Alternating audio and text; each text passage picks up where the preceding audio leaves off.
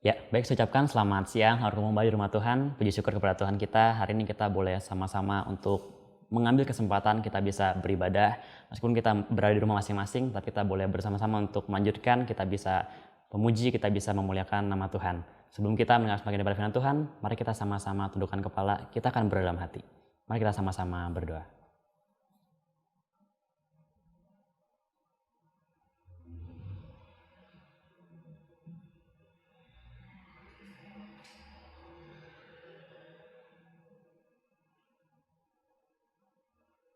Amin. Dalam Tuhan kita akan mulai ibadah kita. Kita akan lanjutkan, kita akan menaikkan pujian dari Kidung nomor 153. Pujian nomor 153. Pujian nomor 153.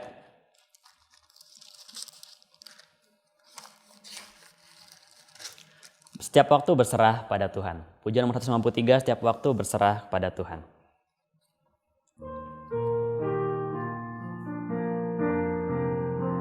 Bait pertama, Tuhan menjagamu, jangan takut.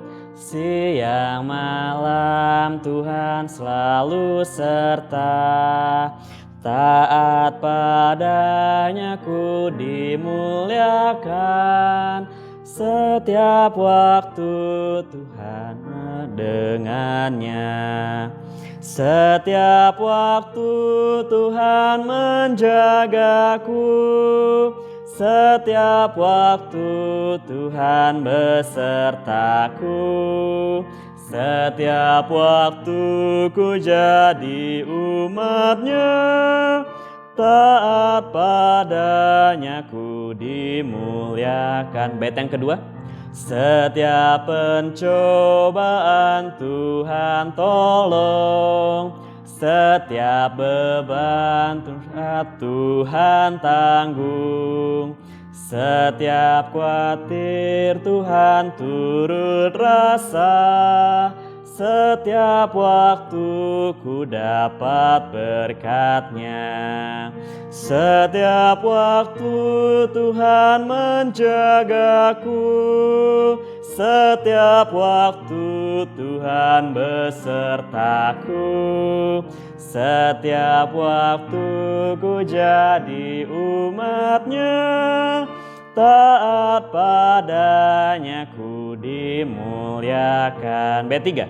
Setiap kedukaan Tuhan hibur. Setiap air mata Tuhan indahkan. Setiap bahaya Tuhan halaukan.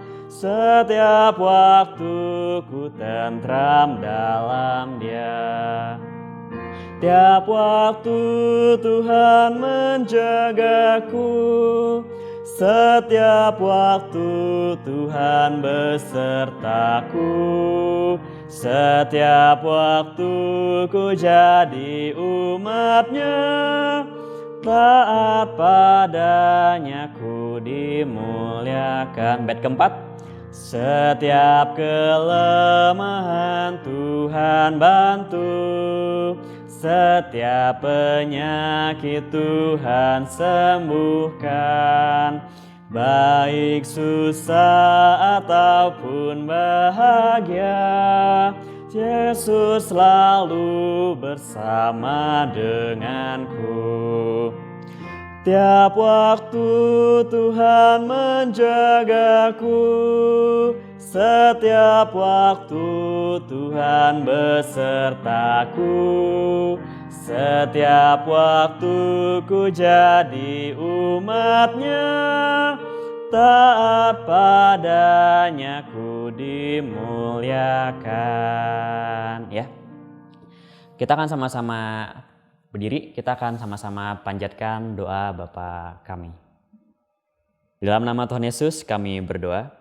Bapa kami yang di surga, dikuduskanlah namamu, datanglah kerajaan-Mu, jadilah kehendak-Mu di bumi seperti di surga.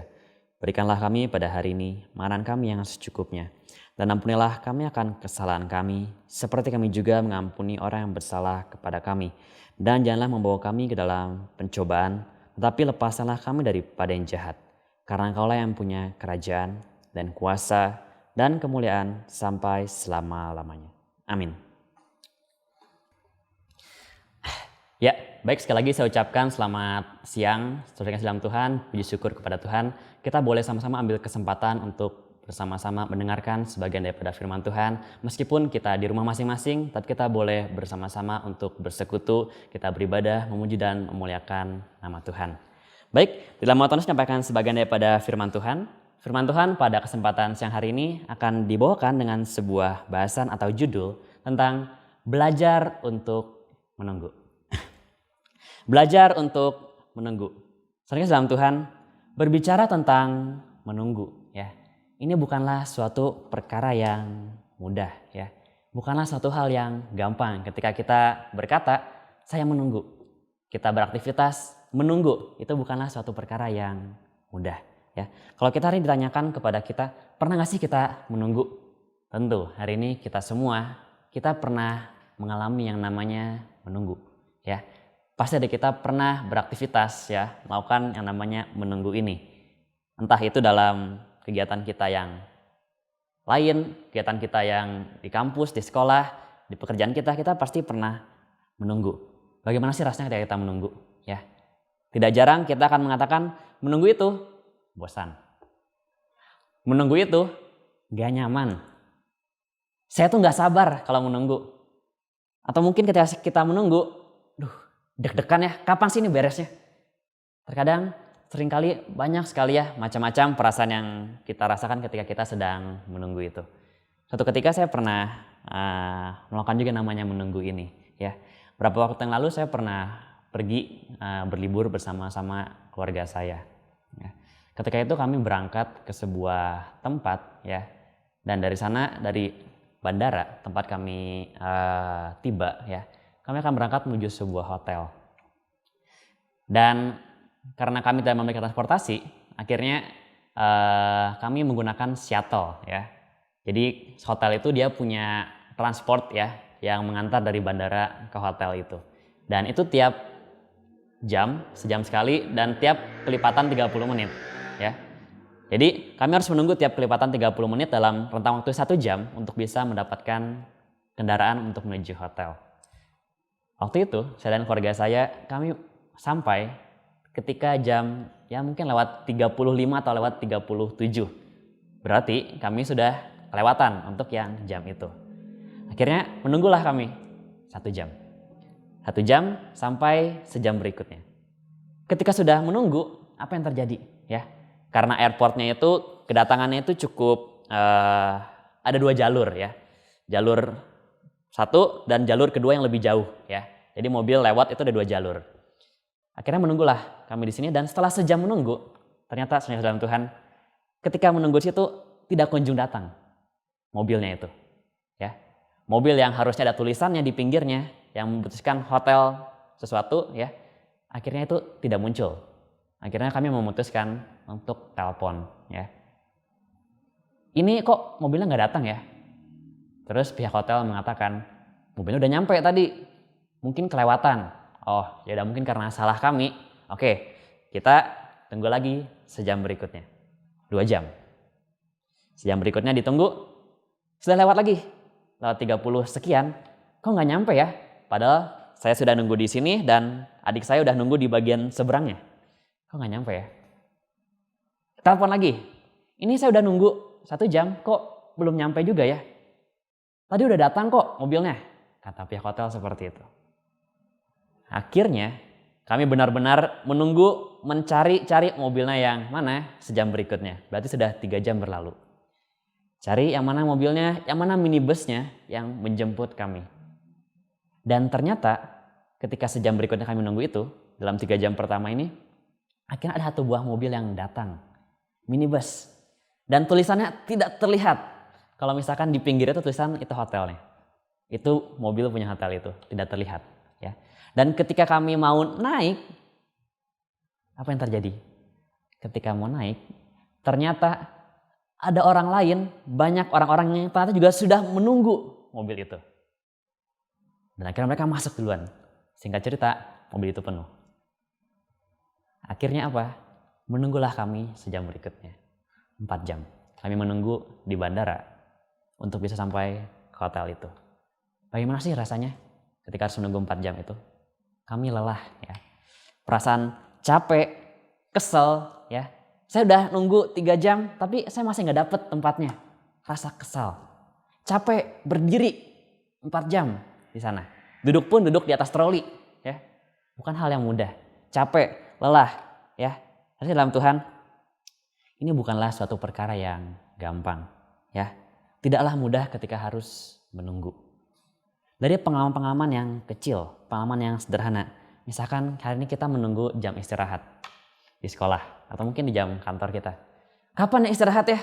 Kita menunggu-nunggu terus. Gak sabar pengen cepet bisa istirahat. Atau mungkin ketika kita bekerja, kapan kita sih jam pulang kerja?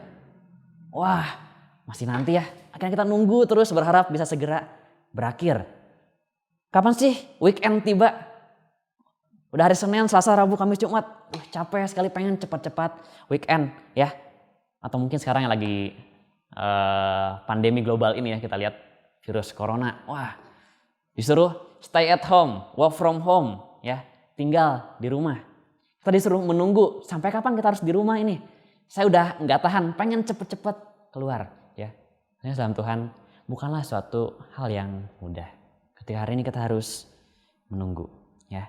Tidak jarang kita pengen sekali cepat ini dibereskan ya. Akan tetapi sebenarnya dalam Tuhan, firman Tuhan pada kesempatan siang hari ini mengambil sebuah judul yang bertentangan dengan sikap kita yang tadi ya.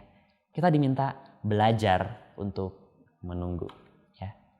Satu sisi kita merasa sangat sulit untuk menunggu, tapi hari ini firman Tuhan ingin mengajarkan kepada kita pentingnya belajar untuk menunggu. Saksi dalam Tuhan, terkadang dalam kehidupan kerohanian kita, tadi kan kehidupan secara kita sehari-hari, kehidupan kerohanian kita seringkali kita juga sama seperti yang tadi. Kita sulit untuk yang namanya menunggu ya. Kita tidak suka untuk menunggu. Kalau misalkan nanti kita berdoa kepada Tuhan kita berdoa, Tuhan saya memiliki masalah seperti ini dalam pekerjaan saya, dalam kuliah saya, dalam studi saya, dalam saya mencari nafkah, dalam hubungan saya dengan teman saya, dengan keluarga saya, dengan mungkin pasangan saya memiliki banyak sekali masalah. Mohon Tuhan bantu untuk menyelesaikan masalah saya. Mohon Tuhan berikan damai sejahtera kepada saya agar saya bisa melalui semua ini. Ya. Tapi tidak jarang kita hanya sebatas demikian. Tanpa ada ucapan syukur, tanpa kita menunggu kehendak Tuhan, tanpa kita menunggu campur tangan Tuhan. Amin. Tuhan saya punya masalah A, B, C, D, F, G. Amin. Tuhan tolong bantu saya berikan damai sejahtera karena saya ada masalah ini. Amin. Kita seringkali lupa untuk menunggu kehendak Tuhan. Seringkali kita lupa untuk mengucap syukur kepada Tuhan kita. Salam Tuhan, hari ini kita mau bersama-sama belajar. Kita melihat sebuah peristiwa di Alkitab. Ya. Peristiwa ini bagaimana seorang tokoh di Alkitab, dia juga diharuskan untuk menunggu ya. Kita akan sama-sama buka Alkitab kita. Kita akan lihat 1 Samuel pasal yang ke-13. Kita bersama-sama buka 1 Samuel pasal yang ke-13.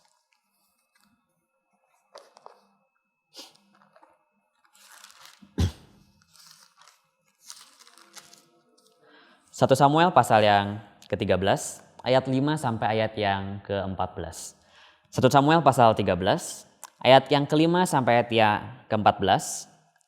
1 Samuel pasal 13 ayat 5 sampai 14. Saya akan bacakan. 1 Samuel pasal 13 ayat yang ke-5. Adapun orang Filistin telah berkumpul untuk berperang melawan orang Israel. Dengan 3.000 kereta, 6.000 orang pasukan berkuda, dan pasukan berjalan kaki sebanyak pasir di tepi laut, mereka bergerak maju dan berkemah di Mikimas, di sebelah timur Bet-awen. 6. Ketika dilihat orang-orang Israel bahwa mereka terjepit, sebab rakyat memang terdesak, maka larilah rakyat bersembunyi di gua, Keluk Batu, Bukit Batu, Liang Batu, dan Perigi. 7. Malah ada orang Ibrani yang menyeberangi arungan sungai Yordan menuju tanah Gad dan Gilead, sedang Saul masih di Gilgal dan seluruh rakyat mengikutinya dengan gemetar. Ayat ke-8. Ia menunggu 7 hari lamanya sampai waktu yang ditentukan Samuel. Tetapi ketika Samuel tidak datang ke Gilgal, mulailah rakyat itu berserak-serak meninggalkan dia. 9. Sebab itu Saul berkata, bawalah kepadaku korban bakaran dan korban keselamatan itu. Lalu ia mempersembahkan korban bakaran. 10. Baru saja ia habis mempersembahkan korban bakaran, maka tampaklah Samuel datang. Saul pergi menyongsongnya untuk memberi salam kepadanya. 11. Tetapi kata Samuel, apa yang telah kau perbuat? Jawab Saul, karena aku melihat rakyat itu berserak-serak meninggalkan aku dan engkau tidak datang pada waktu yang telah ditentukan, padahal orang Filistin telah berkumpul di Mikmas. 12. Maka pikirku, sebentar lagi orang Filistin akan menyerang aku di Gilgal, padahal aku belum memohonkan belas kasihan Tuhan. Sebab itu aku memberanikan diri lalu mempersembahkan korban bakaran. 13. Kata Samuel kepada Saul, perbuatanmu itu bodoh. Engkau tidak mengikuti perintah Tuhan Allahmu yang diperintahkannya kepadamu. Sebab sedianya Tuhan mengkokohkan kerajaanmu atas orang Israel untuk selama-lamanya. 14. Tetapi sekarang kerajaanmu tidak akan tetap. Tuhan telah memilih seorang yang berkenan di hatinya dan Tuhan telah menunjuk dia menjadi raja atas umatnya karena engkau tidak mengikuti apa yang diperintahkan Tuhan kepadamu. Masih dalam Tuhan, bahwa kita membaca sebuah rangkaian peristiwa tentang Saul, seorang tokoh di Alkitab. Saul bersama orang Israel akan berperang melawan orang Filistin. Kalau kita lihat dari rangkaian peristiwa ini, ya, di ayat 5 sampai ayat yang ke-7 mengatakan pasukan orang Israel dengan pasukan orang Filistin, dikatakan pasukan orang Filistin memiliki jumlah yang banyak, ya, dibandingkan orang-orang di Israel. Dan apa yang terjadi kepada orang Israel? Dikatakan di sini di ayat yang ke-6 sampai ayat ke-7, ketika dilihat mereka sangat gentar. Orang satu ketakutan. Ada yang pergi masuk ke batu-batu, masuk ke daerah sini, daerah sana. Mereka berusaha untuk pergi. Karena mereka apa? Mereka merasa takut. Ya. Tetapi di sini, ya, di ayat yang ke-8 dikatakan apa yang dilakukan oleh Saul? Ayat 8, ia menunggu 7 hari lamanya sampai waktu yang ditentukan oleh Samuel. Saul menunggu 7 hari lamanya. Kenapa sih 7 hari? Kalau kita baca dalam Kejadian, dalam 1 Samuel pasal yang ke-10 ayat yang ke-8, kita akan lihat 1 Samuel pasal yang ke-10 ayat yang ke-8. 1 Samuel pasal yang ke-10 ayat yang ke-8. 1 Samuel pasal 10 ayat yang ke-8. Engkau harus pergi ke Gilgal mendahului aku dan camkanlah, aku akan datang kepadamu untuk mempersembahkan korban bakaran dan korban keselamatan. Engkau harus menunggu 7 hari lamanya sampai aku datang kepadamu dan memberitahukan kepadamu apa yang harus kau lakukan. Jadi Samuel lah yang menyuruh Saul untuk menunggu 7 hari aku akan datang kepadamu. Itu yang dikatakan Samuel kepada Saul. Dan Saul di ayat yang ke-8 tadi dikatakan dia menunggu benar. 7 hari dia menunggu. Ya. Tetapi saudara dalam Tuhan, ya, apa yang terjadi kepada Saul? Ya, ketika dilihat 7 hari menunggu, tapi Samuel tidak kunjung datang, ditambah di ayat yang ke-9, ya, di ayat yang ke-8 dan ayat ke-9 dikatakan rakyat itu berserak-serak, rakyat itu mendesak Saul. Akhirnya apa yang dilakukan oleh Saul? Karena desakan rakyat tersebut, karena Samuel tidak kunjung datang, ayat 9 mengatakan, ya, akhirnya Saul mengambil korban bakaran, korban keselamatan, dan dia mempersembahkan korban bakaran itu. Padahal Samuel mengatakan, tunggu 7 hari dan aku akan datang, aku akan mempersembahkan korban bakaran itu. Saul dia melanggar, ya, apa yang sudah dijanjikan, apa yang sudah disampaikan oleh Samuel sebelumnya. Ya, apa alasan Saul? Ayat 10-12 kita baca tadi, wah, karena engkau tidak kunjung datang. Karena dilihat orang Filistin itu begitu mendesak, ya. Akhirnya aku memberanikan diri untuk mempersembahkan korban bakaran, meminta penyertaan daripada Tuhan. Tapi apa kata Samuel kepada Saul, ya? Ayat 13 mengatakan perbuatan Saul itu sangatlah bodoh. Kenapa? Karena dia tidak menunggu sampai Samuel datang. Sudah 7 hari menunggu, sedikit lagi, ya. Dia menunggu, tapi dia tidak menunggu dan akhirnya dia melanggarnya. Dan Samuel berkata, itu perbuatan yang bodoh. Akibatnya apa? Ayat 14 mengatakan kerajaannya akan dipindahkan dari tangan dia. Dalam Tuhan, Saul ya kehilangan kerajaan dia. Bimbingan Tuhan hilang daripadanya. Kenapa? Karena dia tidak menunggu kehendak Tuhan. Dalam Tuhan, kalau kita sama-sama lihat peristiwa yang barusan, ya, apa yang dilakukan Saul 7 hari menunggu. Kalau kita renungkan situasi seperti apa sih yang dihadapi oleh Saul? Dia sedang berada dalam medan pertempuran yang besar. Bukan sedang berada di rumah, ya. Di medan pertempuran. Disuruh nunggu 7 hari. Kalau kita di Saul hari ini, kita berada di daerah musuh kita, di mana orang jahat di sekitar kita, suruh nunggu 5 jam aja. Kita mungkin akan gelisah. 5 jam saja. Aduh, kalau saya nunggu 5 jam, itu ntar bisa bunuh saya. Itu ntar bisa menyerang saya. Saya ntar bisa dicelakai oleh orang itu. Saul diminta 7 hari. Lakukan gak? Dikatakan sini 7 hari itu ditepati sama Saul. 7 hari ditunggu. Di situasi yang seperti itu, Saul menunggu 7 hari.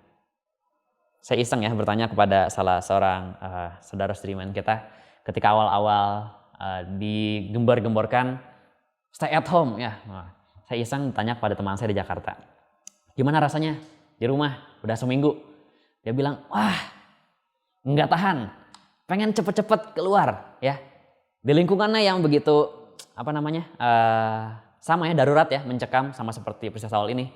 Wah nggak kuat, nggak tahan, pengen cepet-cepet pergilah dari tempat itu, pengen cepet-cepet keluar, nggak tahan ya. Ini Saul di daerah seperti itu dengan kondisi yang demikian disuruh nunggu 7 hari. Dilakukan nggak? Dilakukan. Bagus nggak? Bagus. Tapi sayangnya ya, di akhir hari yang ketujuh itu dia tidak tuntas menunggunya. Dikatakan ketika sudah menunggu 7 hari ya, karena desakan rakyat, akhirnya apa?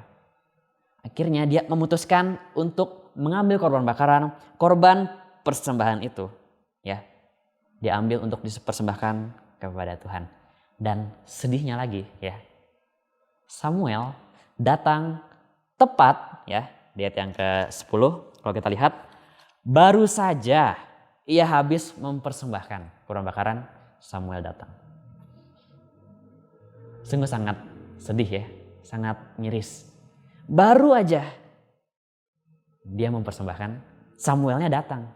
Kalau kita lihat ini mirip kayak scene-scene di film ya. Wah, ada ambil keputusan mau A atau mau B. Aduh, akhirnya ambil A. Dan ternyata ketika ambil A, baru jadi diketahui ada fakta yang terungkap. Dan kita akan berpikir, aduh coba aja saya nggak ambil A. Aduh kalau aja saya nggak lakukan itu, pasti saya dapat yang ini. Saul ya, kalau saja dia nunggu sedikit lagi, mungkin nunggu 1 jam, 2 jam, Samuel datang, tentu ceritanya akan berbeda. Karena dia menunggu kehendak Tuhan. Saudara yang kasih dalam Tuhan ya, Saul tidak dapat mengulangi apa yang sudah dia lakukan. Dia tidak dapat kembali ke sebelumnya untuk bisa memperbaiki apa yang telah dia lakukan. Dan dia harus menerima akibatnya. Hari ini kita pun juga sama. Seringkali hal-hal tersebut terjadi dalam kehidupan kita. Hal yang pertama dalam Tuhan, jangan sampai kita mengambil keputusan tanpa menunggu kehendak Tuhan. Jangan sampai kita hanya mengambil keputusan tanpa bersandar kepada Tuhan kita. Ketika hari ini kita mau kuliah, kita hari ini mau bekerja, kita hari ini mau mencari nafkah, kita hari ini mau atau mungkin kita mau memikirkan masa depan kita, mencari pasangan kita, ya. Apakah hari ini kita menunggu kehendak Tuhan kita? Apakah hari ini kita bersandar kepada Tuhan kita? Atau sebaliknya, cari dulu, baru nanti berdoa kepada Tuhan. Tuhan, wah saya mau kerja nih. Kerja dulu, nanti setelah kerja, mohon nanti yang saya kerjakan itu Tuhan beserta kepada saya. Apakah seperti itu? Atau kita berdoa dulu, menunggu kehendak Tuhan, ya, baru kita beraktivitas.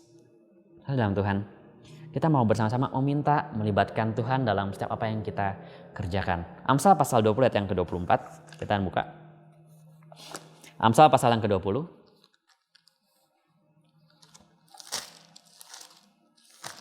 Amsal pasal yang ke-20. Ayat yang ke-24. Amsal pasal 20 ayat yang ke-24. Langkah orang ditentukan oleh Tuhan, tetapi bagaimanakah manusia dapat mengerti jalan hidupnya? Ya. Firman Tuhan dalam Amsal pasal 20 ayat yang ke-24 mengatakan kita itu sebagai manusia tidak mengerti jalan kehidupan kita.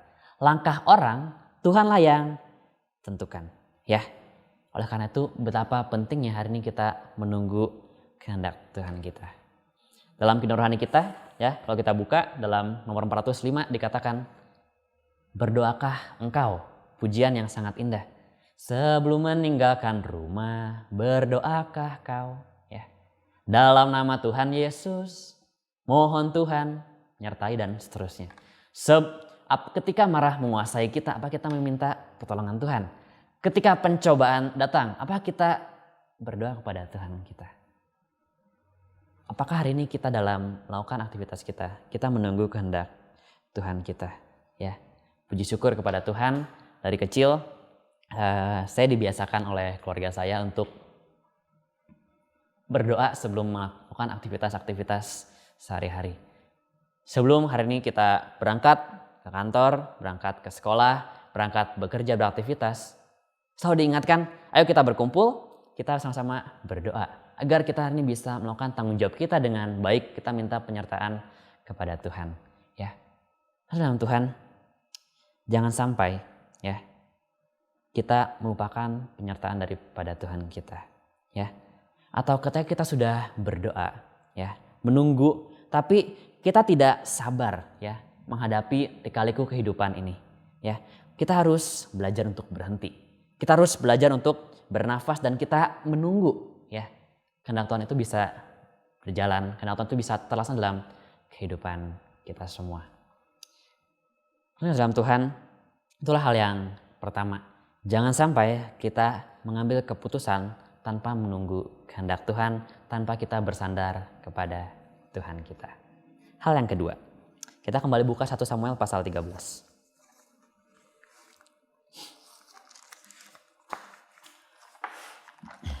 1 Samuel pasal yang ke-13.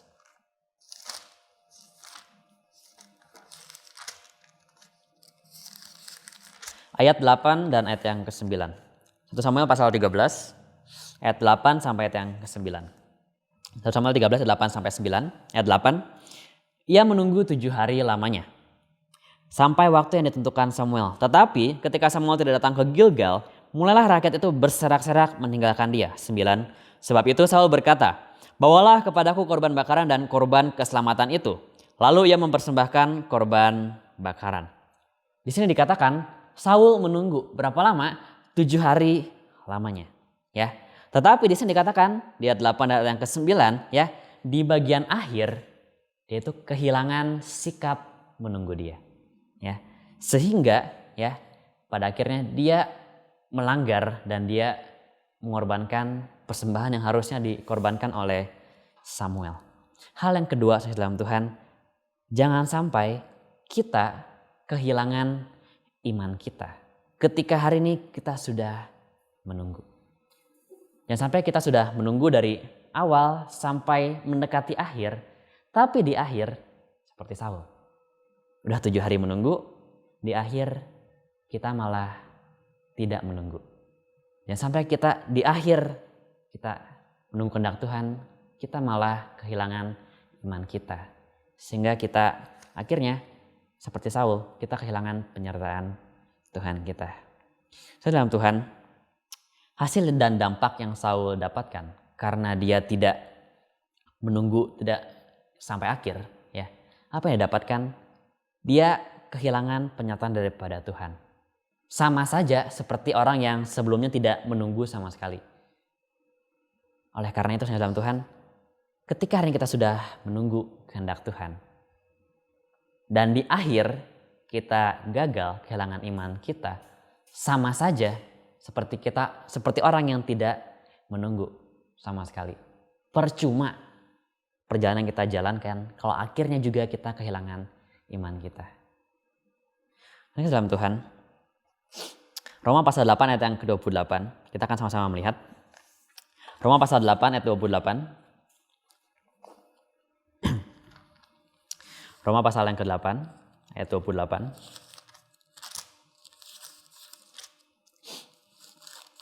Roma 8 ayat yang ke-28. Kita tahu sekarang bahwa Allah turut bekerja dalam segala sesuatu untuk mendatangkan kebaikan bagi mereka yang mengasihi Dia, yaitu bagi mereka yang terpanggil sesuai dengan rencana Allah. Di sini dikatakan kepada kita semua, ya, Tuhan memiliki rencana, ya. Dan Allah itu bekerja. Oleh karena itu, saudara dalam Tuhan, jangan sampai ketika kita sudah menunggu kehendak Tuhan, kita kehilangan kepercayaan kita kepada Tuhan. Dikatakan Tuhan itu punya rencana. Tuhan itu bekerja.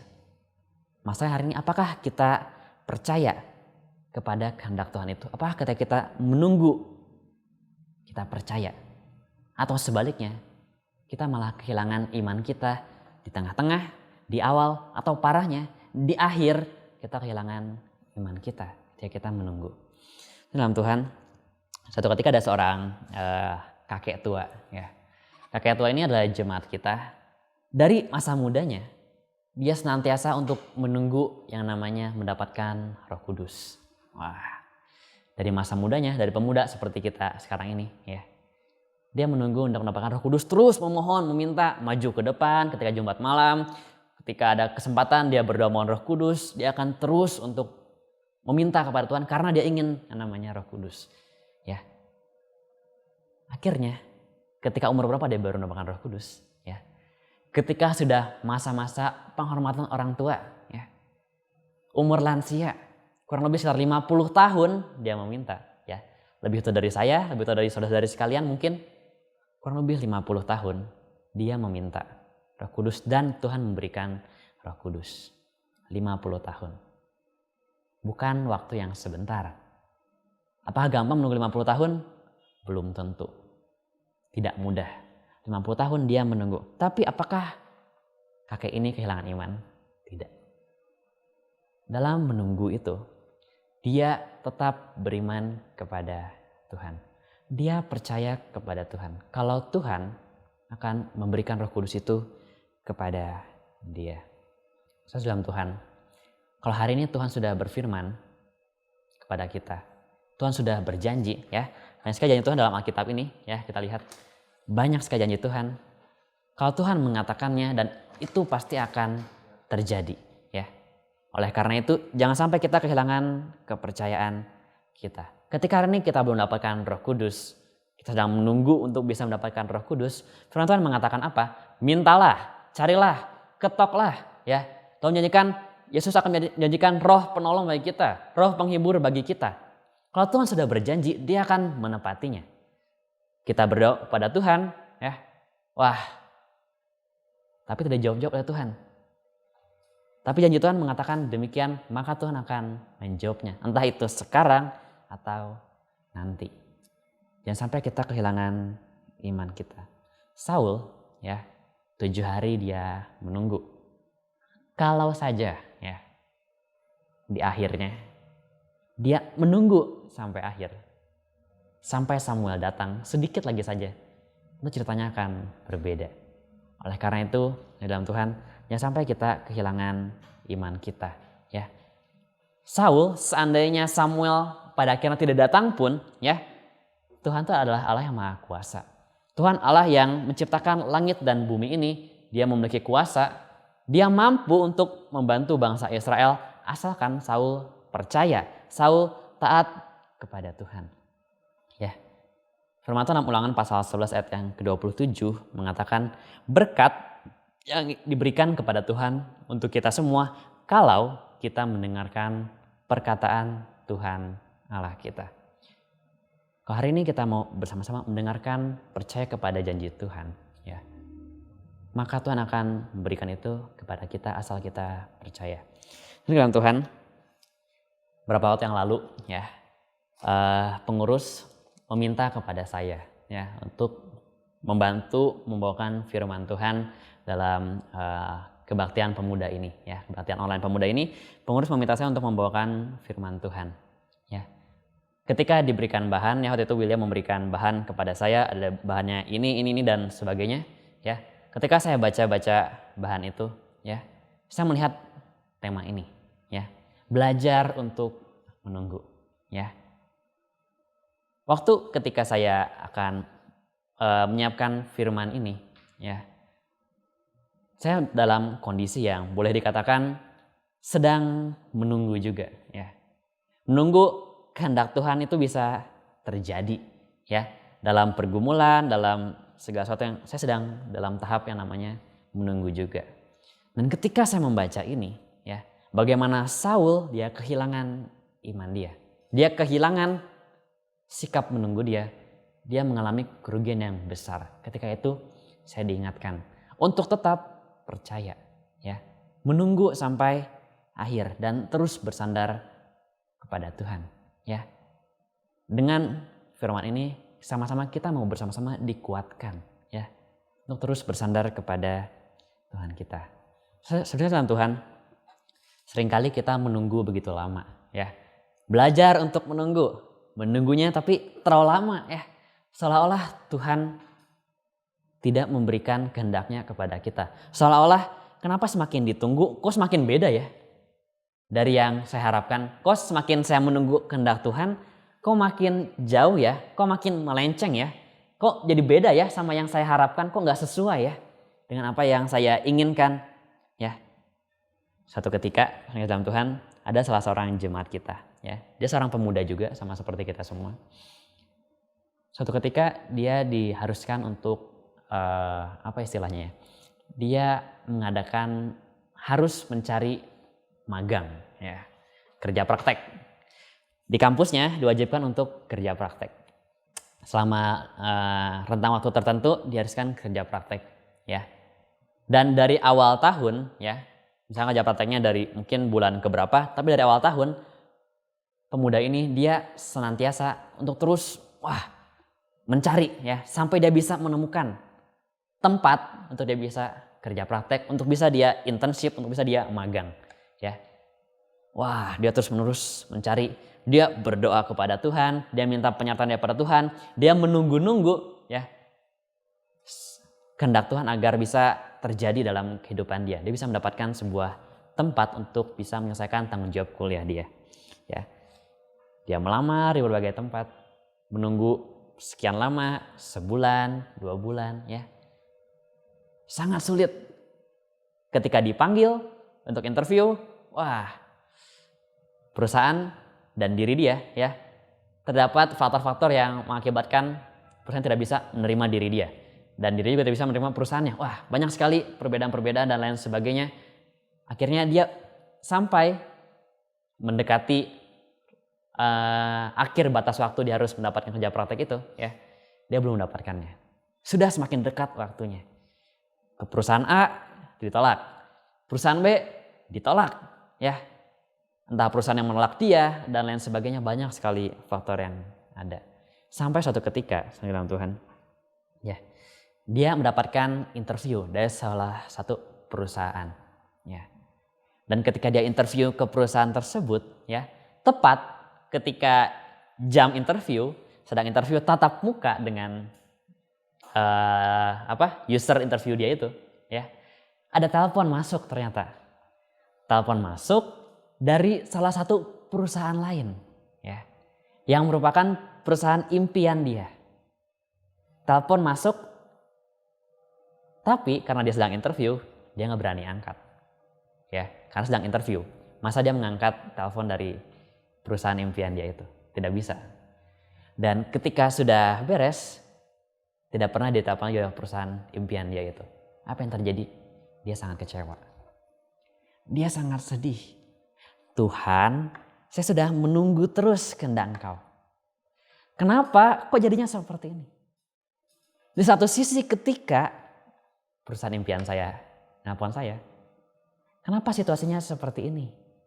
Ya, seolah-olah kenapa sih Tuhan makin saya menunggu kok berbeda dengan apa yang saya bayangkan? Kok nggak sesuai dengan apa yang saya harapkan? Ya, sempat dia hampir kehilangan iman dia. Tapi puji syukur kepada Tuhan, ya, jemaat kita ini, pemuda ini, dia tetap teguh ya. Dia diingatkan dan lain sebagainya, dia tetap stay, dia tetap menunggu ya, tetap bersandar kepada Tuhan ya. Akhirnya ternyata singkat cerita ya, ada sebuah perusahaan lagi yang menelpon dia dan dia diterima di perusahaan tersebut. Dan ketika dilihat perusahaan ini ya, jauh lebih baik dari apa yang dia impikan perusahaan itu sebelumnya. Jauh lebih baik ya. Dia tidak perlu jauh perginya. Dia dengan jam kerja yang nyaman, Sabtu tetap libur ya, bisa memegang hari Sabat. Jam kerja yang fleksibel. Tuhan mengatur begitu rupa ya. Dan dia mengatakan sungguh itu merupakan kehendak daripada Tuhan. Soalnya dalam Tuhan seringkali sama seperti jemaat yang tadi ya. Kita menunggu kehendak Tuhan.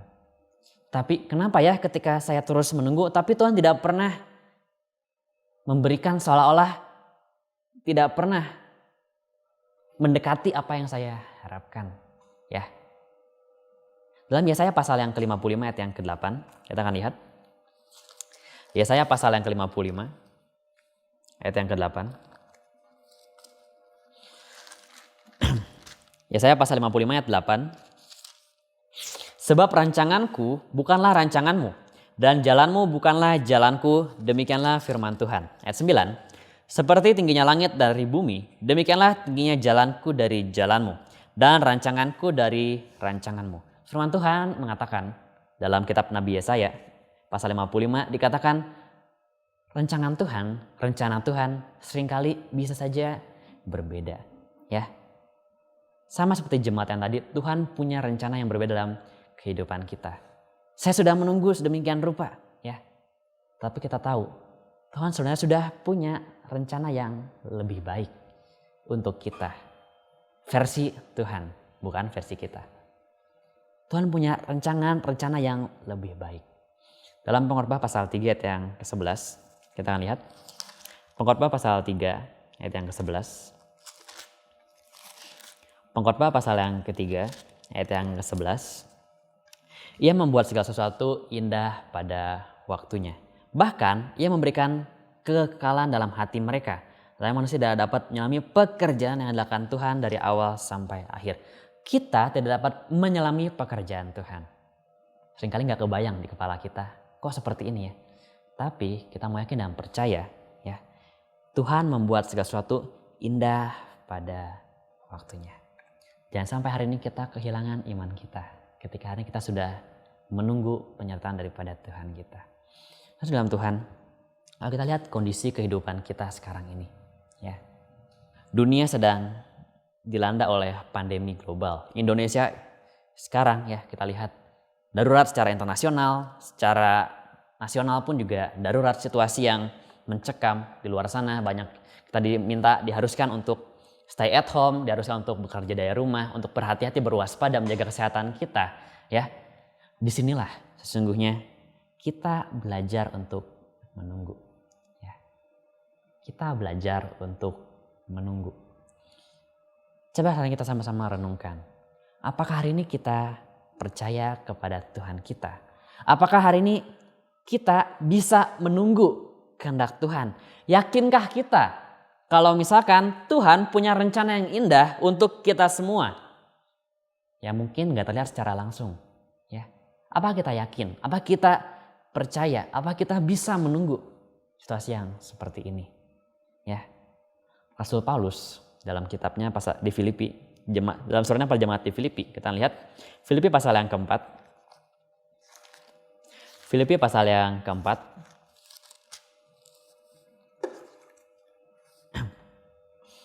Filipi pasal yang keempat, kita lihat ayat yang ke-6. Filipi pasal 4 ayat yang ke-6. Janganlah hendaknya kamu khawatir akan apapun juga. Tetapi nyatakanlah dalam segala hal keinginanmu kepada Allah dalam doa dan permohonan dengan ucapan syukur. Apa nasihat Rasul Paulus kepada jemaat di Filipi ya? Jangan kamu khawatir ya. Tetapi dikatakan di sini nyatakanlah dalam doa dan permohonan dengan ucapan syukur. Dalam Tuhan, jangan sampai hari ini kita khawatir. Tetapi berdoalah kepada Tuhan. Minta penyertaan kepada Tuhan kita. Kalau kita lihat dalam Alkitab ya, banyak sekali khasiat daripada doa. Ya. Di Alkitab mengatakan doa, wah penyakit disembuhkan. Ya. Dengan berdoa, wah mengusir setan. Ya. Kalau kita lihat dalam sejarah gereja Bandung ini terkhususnya ya, banyak sekali kuasa Tuhan dinyatakan. Ya. Ketika zaman dahulu banyak sekali roh jahat itu ada di gereja ya, dan didoakan bisa hilang, diusir ya. Karena apa? Khasiat daripada doa. Di Alkitab dikatakan membangkitkan orang mati ketika berdoa ya. Pekerjaan Tuhan banyak sekali dinyatakan ya. Ketika kita berdoa, ketika kita bersandar kepada Tuhan. Kalau kita lihat di sekitar kita, gereja-gereja, cabang-cabang di Kopo, Cibaduyut, di Pungkur, segala cabang di Indonesia ini kita lihat berdoa bersatu hati, banyak sekali pekerjaan Tuhan dinyatakan ya. Ketika Kopo akan ada seorang yang ingin menutup gereja Kopo ya. Jemaat satu hati bersatu untuk berdoa ya. Tuhan ikut campur tangan dan sampai sekarang kita lihat gereja Kopo bisa dengan baik beribadah kepada Tuhan. Pembangunan gereja di berbagai cabang lainnya, wah dengan berdoa bersandar kepada Tuhan, Tuhan ikut campur tangan. Kalau hari ini kita khawatir, kita takut ya. Apa kita bisa menunggu kehendak Tuhan? Kita tetap bersandar kepada Tuhan. Dan kita yakin dan percaya kalau misalkan Tuhan punya rencana yang terbaik. Dengan kita berdoa ya, Tuhan mengajarkan kita untuk lebih sabar, menunggu suara Tuhan, menantikan balasan daripada Tuhan, lebih percaya lagi membangun iman kita kepada Tuhan. Pengkhotbah pasal 3 ayat yang pertama mengatakan ya. Pengkhotbah pasal yang ketiga ayat yang pertama. Pengkhotbah pasal ketiga ayat yang pertama. Untuk segala sesuatu ada masanya. Untuk apapun di bawah langit ada waktunya ya. Segala sesuatu ada waktunya, segala sesuatu ada masanya. Kita mau senantiasa untuk menunggu kehendak Tuhan sampai waktu Tuhan itu digenapi. Ya. Penyertaan Tuhan itu kita mau senantiasa untuk menunggu kehendak Tuhan itu. Karena dalam Tuhan, hari ini kita sudah sama-sama belajar ya untuk menunggu. Menunggu bukanlah pekerjaan yang mudah ya. Menunggu bukanlah pekerjaan yang gampang, melainkan penuh dengan perjuangan. Kita belajar dari peristiwa di Alkitab Saul ya. Jangan sampai hari ini ya kita melakukan segala sesuatu tanpa kita meminta penyertaan daripada Tuhan kita. Dan ketika kita sudah menunggu kehendak Tuhan itu, jangan sampai di akhirnya atau tengah-tengah kita kehilangan iman kita. Tetapi senantiasa kita mau tetap belajar menunggu pertolongan daripada Tuhan, bersandar pada Tuhan dalam setiap kehidupan kita sampai akhirnya. Ya. Semoga firman Tuhan yang disampaikan pada kesempatan siang kali ini dapat menjadi kekuatan bagi kita semua di tengah-tengah situasi yang seperti ini. Bisakah kita belajar untuk menunggu kehendak Tuhan kita? Amin.